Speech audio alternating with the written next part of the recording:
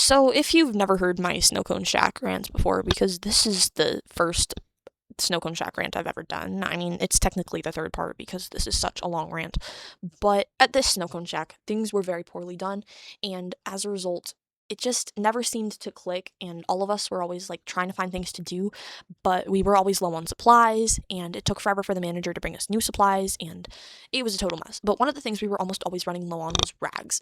Now, rags are super important because, I mean, if you're working in a snow cone place, there's gonna be syrup all over, and you need rags constantly to clean it up. Well, a manager first was like, "Oh, I'm totally gonna take care of the rags," and she never took care of the rags. And so then she tried to tell the workers that if there was a worker who'd be responsible for bringing in rags, that they would receive an extra like 10 or 20 bucks on their paycheck. Not much. As I said before, we're getting paid minimum wage in this job, so it's not that much.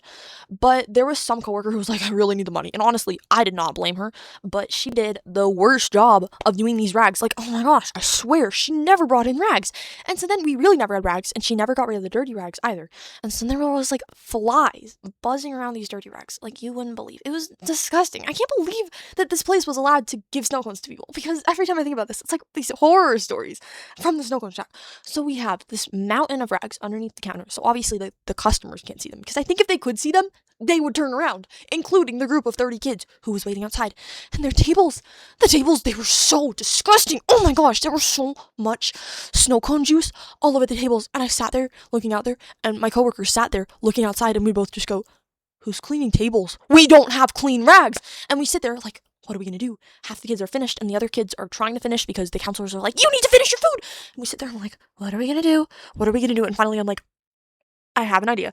And this is something that I had actually done before in the snow cone shack a lot, was to take the dirty rags we had and to take the extra snow cone water that like melted from the ice machines, and I would wash the rags in the dirty water. Oh my gosh, it was so disgusting. This job was like the most disgusting thing ever. So we get to work and we're washing rags, and we have dish soap, thankfully, and we're washing so many rags. And finally we look and we admire our handiwork. We're like, we washed a lot of rags, and we're so excited to clean those tables because we finally have semi-clean rags. And this next part makes me want to cry.